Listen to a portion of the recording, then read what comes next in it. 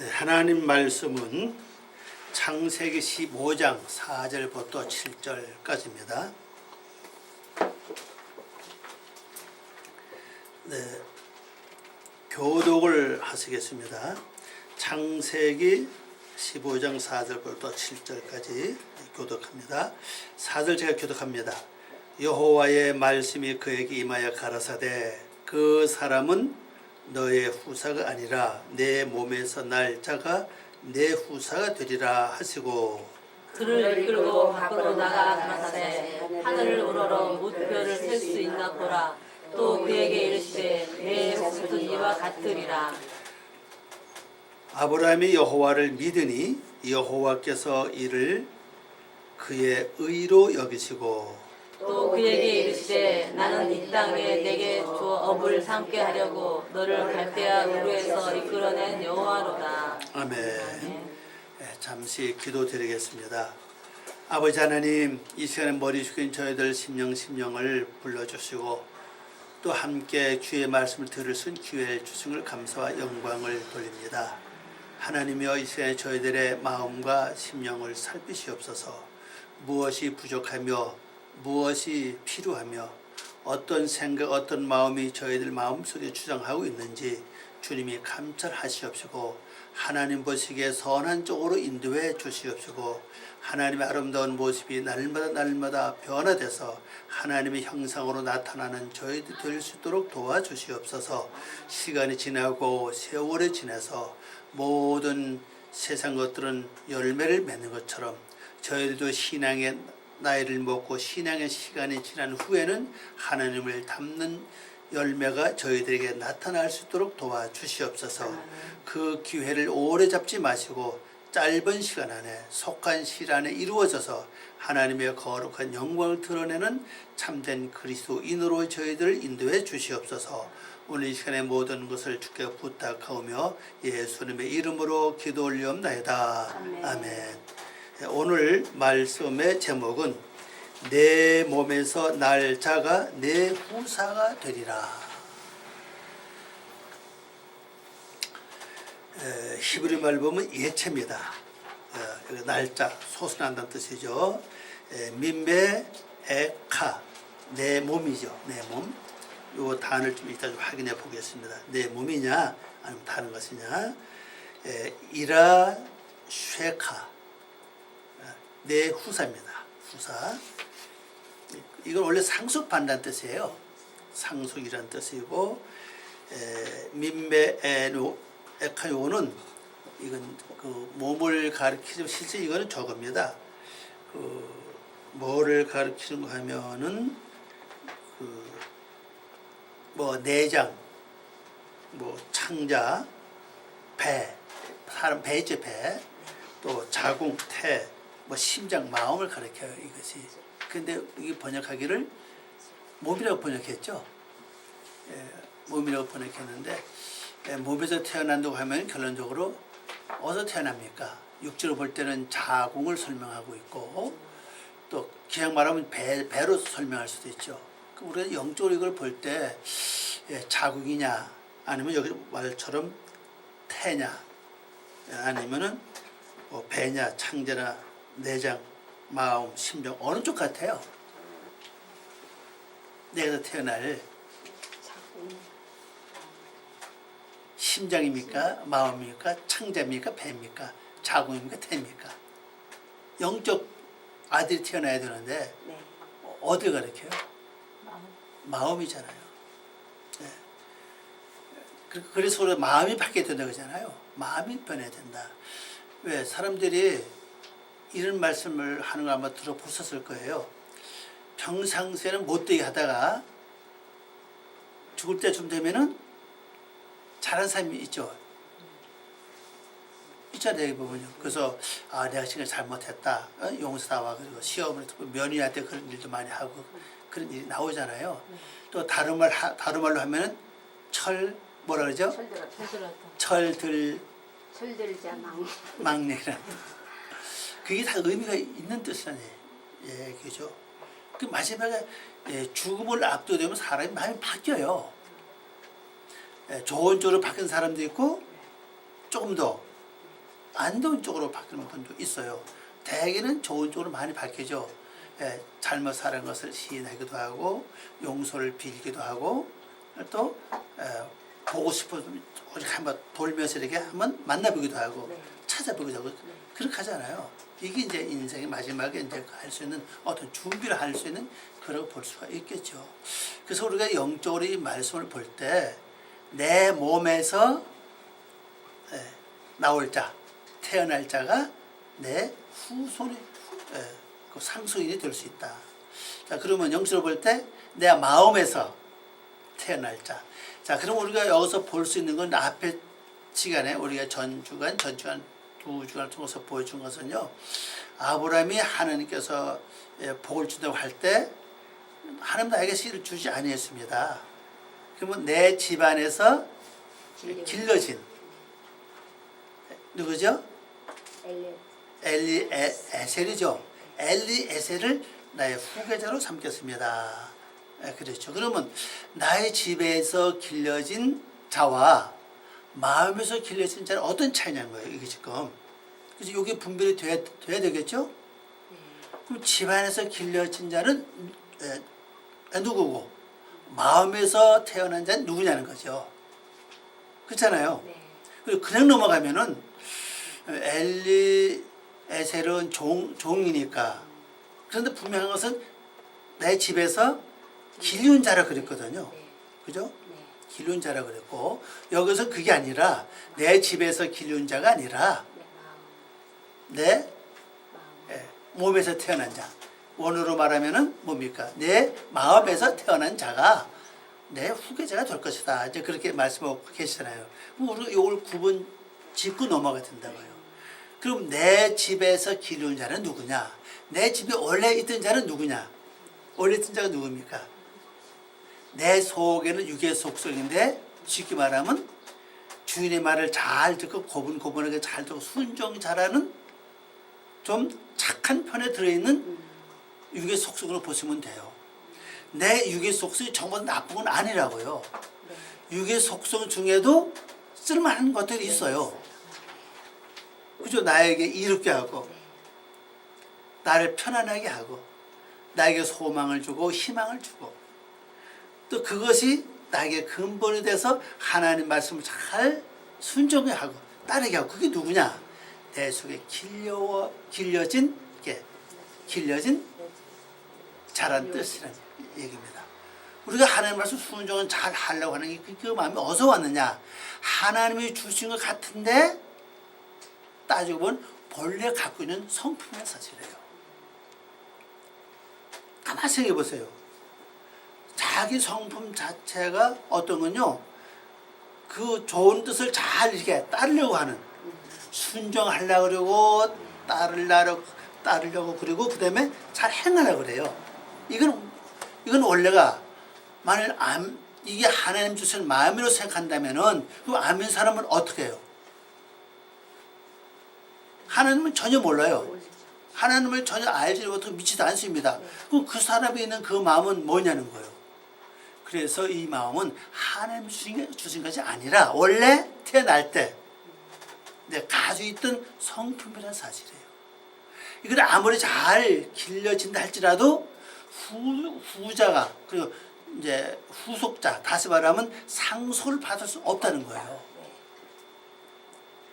그럼 다시 태어나려면 내 마음에 태어나려면 뭐가 와야 됩니까? 씨가 와야 돼요. 씨. 그죠? 우리 가문의 대를 잇는 것은 씨가 필요하죠? 네. 씨를 통해서 태어난 자만이 네. 뭐가 됩니까? 상속자. 아들이요? 상속자. 상속자 아닙니까? 그럼 오늘 우리의 씨는 뭐예요? 말씀이잖아요. 말씀의 씨를 받아서 그 어디로 받죠? 마음을 받는 거예요. 마음을 받잖아요. 그래서 마음으로 믿어 의에 이른다 그랬잖아요. 말씀을 마음에 받아들이고 그 말씀을 행하면은 이제 열매가 씨가 아들이 태어나는 겁니다. 그것이 나의 뭐가 됩니까? 후계자, 상속인이 될 수 있다는 걸 여기서 설명하고 있어요. 그래서 하나님께서 아브라함에게 말씀하실 때 내가 앞에서 말한 엘리에셀 내 집안에서 길이운 자가 내 상속인이 아니다. 그건 될 수가 없다. 내 안에서 태어난 자, 내 몸에서 태어난 자. 다시 말씀드리면 히브리 말로 하면 내 몸이 뭐라 그랬죠? 다 빼내면 이게 저 겁니다. 매아요, 매아. 이 매라 그러죠? 마음입니다. 이 단어를 복수 썼어요. 그래서 마임이 되죠. 마임.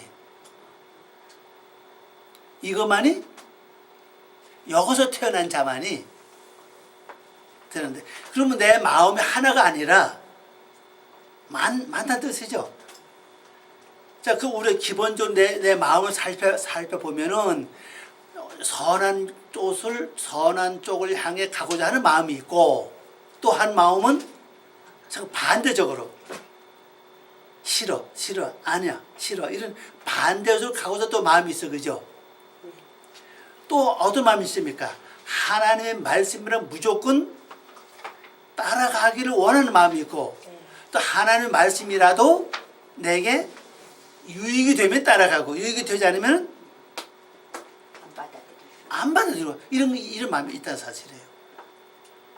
또 크게 나누면 선한 마음도 있고 악한 마음도 있고 순종의 마음도 있고 불순종의 마음도 있고, 그래서 이 마음 자체가 단수가 아니라 복수라는 거예요. 근데 이 마음에 말씀의 씨가 떨어져서 이게 잘 싹이 나고 잘 자라서 하나님 형상 닮은 것이 나오면 그것이 그걸 뭐냐? 나의 후계자가 된다는 거예요. 그럼 나의 후계자가 완전히 앞으로 바뀌는 겁니다. 앞으로 이제 육적인 나의 씨로 말미암아 태어난 아들이 후계자가 되겠지만은, 영적으로 이제 완전히 내가 갖고 있던 마음이 후계되는 게 아니라 하나님 말씀 씨가 와서 거기서 이루어진 아들 그 형상만이 이제는 내가 영원히 물려줄 상속인이 될 수 있다는 것을 여기서 보여주고 있습니다. 자, 그래서 이제 내 집에서 길려온 자나 내 마음에서 다시 태어난 자, 완전 구분할 수가 있죠. 이 구분이 돼야 돼요. 그 지금까지는 내 집에서 길리운 자에 머물러 있는 분들이 굉장히 많아요. 그 마음 때문에 말씀대로 살려고 그러고, 주일날 교회를 오려고 그러고, 그때 기도하려고 그러고, 예배를 드리려고 그러고, 그 뜻대로 애를 쓰는 겁니다. 그것이 다가 아니라는 거죠. 그거는 나로 하여금 옳은 길을 가게 하는 것, 그 이상은 할 수 없다는 사실이에요. 후속자, 곧 상속인은 될 수 없다는 겁니다. 그 상속인은 이제 말씀이 와서 내 안에 말씀이 떨어져서 거기 쌓이게 돼서 열매를 맺어서 예수의 모습이 나올 때 그것이 영원한 나의 상속인이 될 수 있다는 걸 설명하고 있죠. 이 첫 번째 나오는 열매가 뭡니까? 웃음이라고요. 그게 이상 아닙니까? 그죠? 근데 아브라함은 이걸 계속 또 설명해요. 앞으로 또 이스마엘이 태어나죠.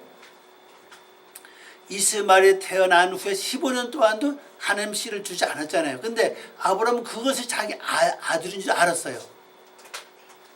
왜냐하면 이삭하고 이스마엘은 15년 차이 아닙니까? 그죠? 네. 그런 때가 기회가 올 때마다 이 이스마엘이 내 상수자입니다. 그랬어요.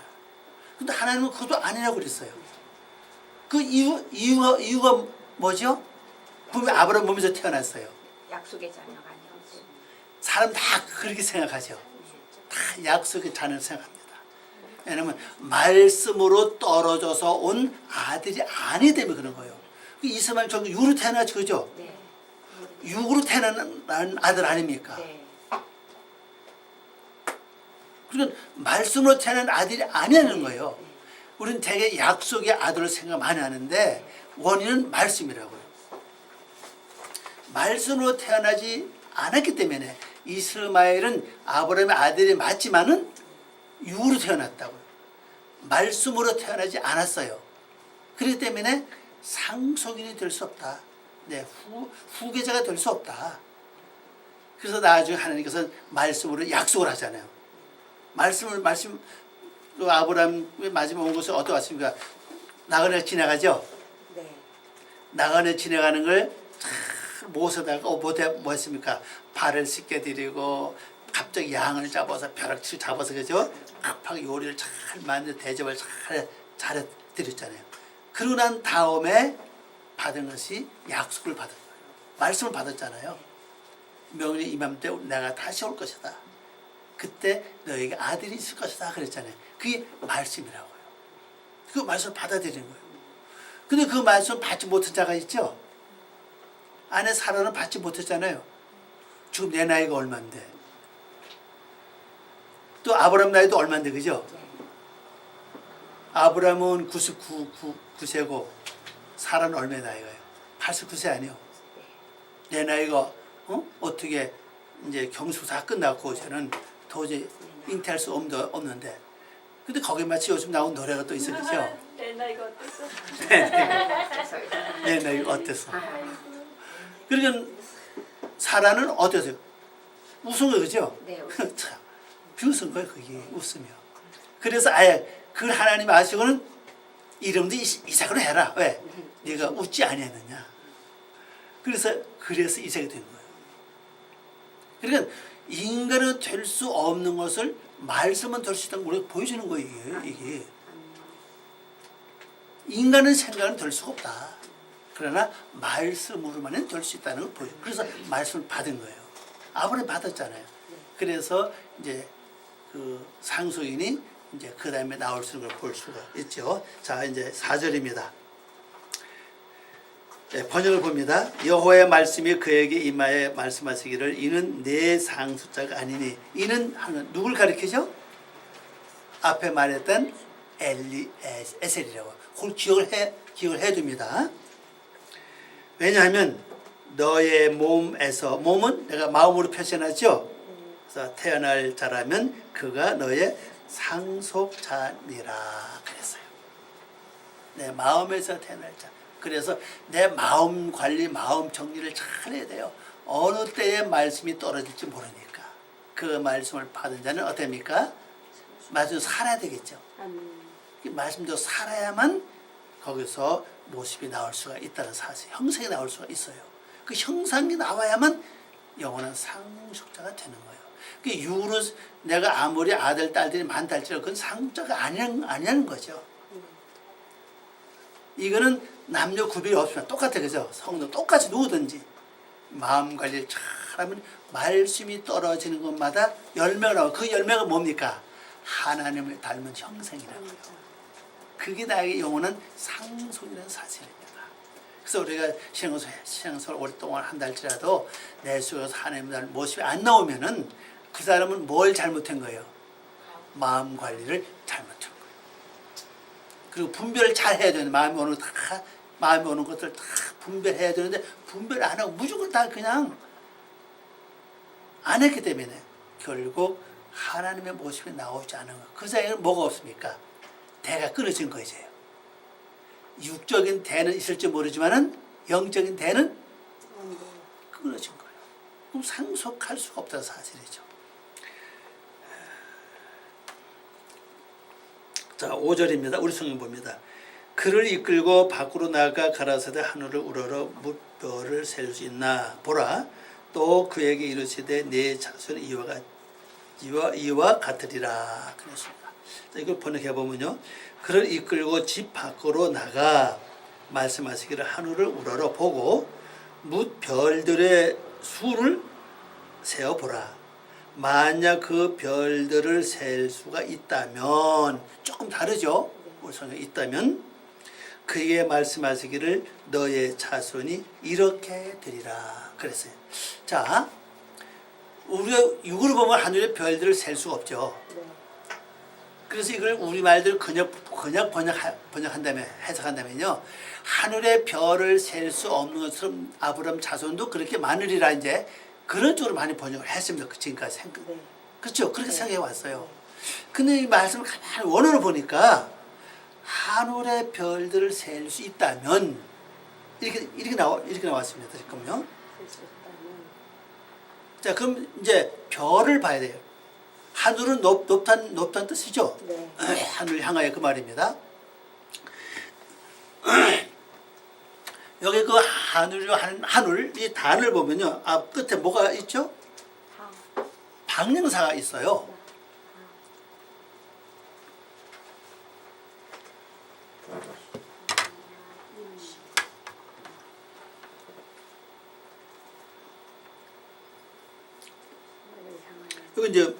요거 이제 오른쪽에 보세요. 하늘을 우러러 이렇게 나와 있죠?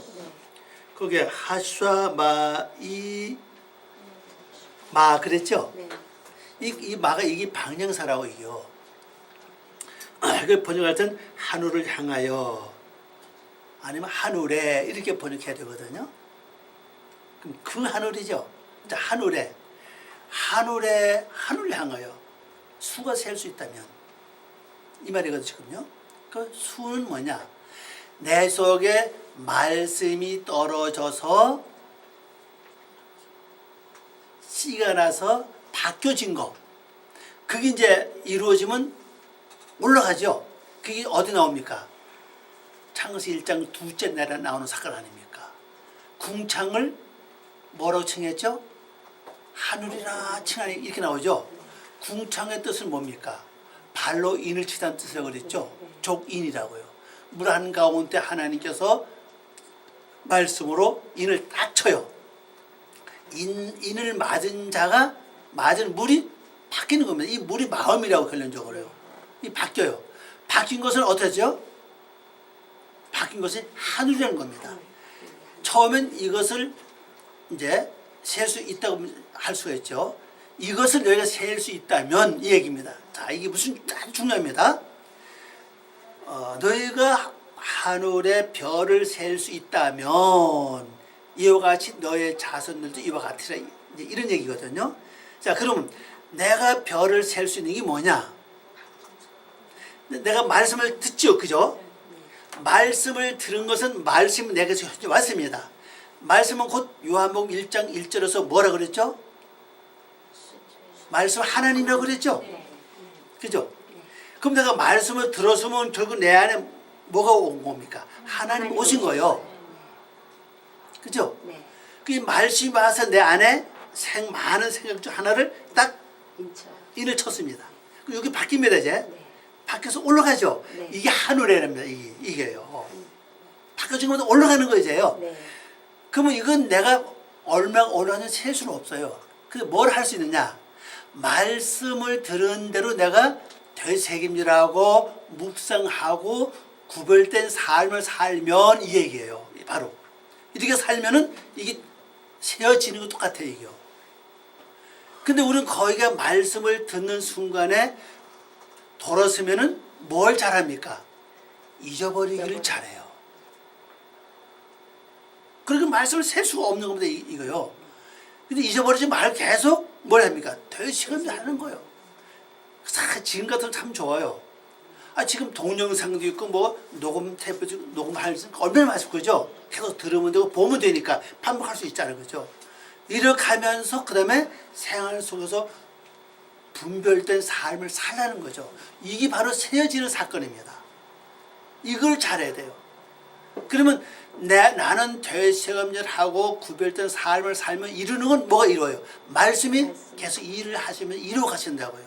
그럼 때가 지나면 뭐가 나오겠어요? 하나님의 모습이 점점 하나님을 닮아가는 모습이 나올 수 있다는 사실입니다. 이게. 그렇게 한 것처럼 너의 자손도 이와 같으리라. 이와 같으리라. 그래서 기독교인의 가장 기본 공식이 되새김질과 구별된 삶이에요. 그 다음 호흡은 기본이죠. 성대 호흡은 기도 아닙니까? 이것을 기본적으로 살면은 말씀이 나머지 부분 내 안에서 일을 하신다고요.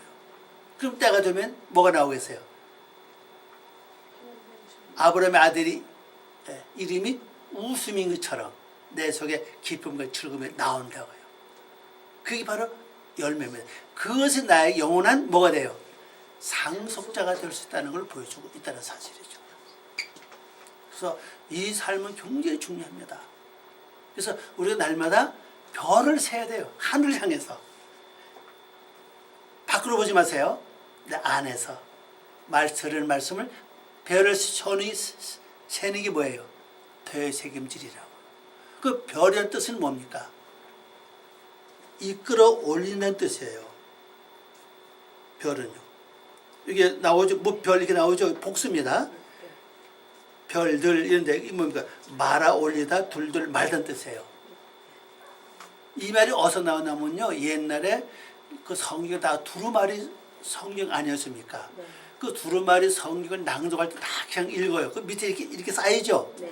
쌓인 거 다시 보면 이렇게 말. 다 말아 올리는 겁니다. 이게 이렇게 말아 올리는 거예요. 그때 하는 말이 콕합이며 이게 이 말아 올리는 뜻이 그걸 별로 번역한 겁니다. 우리 그럼 별하고 하늘에는 별만 생각해야죠. 네. 그러면 내 속의 육의 속성을 말아 올리는 사건이면 그럼 내 육의 속성을 감아서 말아 올리는 사건이 뭐냐? 바로 되새김질이라고 말씀을. 그리고 내 마음을 잘 구별해야 되죠. 그 세상 살아나갈 때 일할 때 행동 하나하나를 분별을 잘해서 나가면은 그때 내가 바뀌어지는 겁니다. 이게 하나님 형성이 딱 나가는 모습을 우리에게 보여주고 있다는 걸 나타내주고 있죠. 근데 그걸 너희가 세워봐라. 다시 한번 해봐라. 그 얘기입니다. 뭐를 향해서? 하늘을 향해서. 하늘은 하나님 형상이잖아요. 하나님 형상, 하나님 사상을 가리키잖아요. 그죠? 진리의 세계를 가리키는 거예요. 그럼 내 사상이 하나님의 진리를 받기 위해서는 날마다 수를 세라 그랬죠. 별을 세라는 얘기입니다. 별의 수를 세라. 되새김질과 구별된 삶을 분별한 삶을 살아라.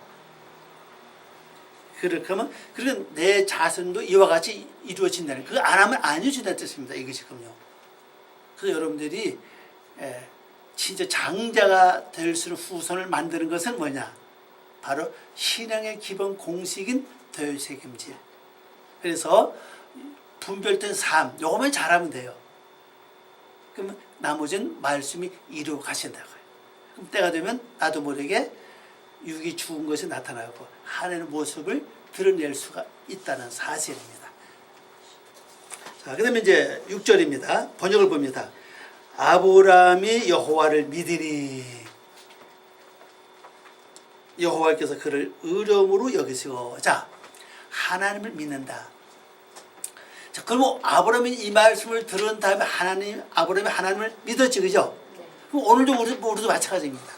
그럼 오늘 하나님 믿는 방법이 뭐죠? 내 마음으로 믿습니다. 내가 죽어도 믿습니다. 이것이 믿는 거냐? 뭐 같아요? 수를 세라는 겁니다. 그 믿는 거 뭐예요? 행함이요, 행함. 야고보서 말씀에 뭡니까? 행함이 없는 믿음은 죽은 믿음이라 그랬잖아요. 믿음이 있으면 행하라는 거예요.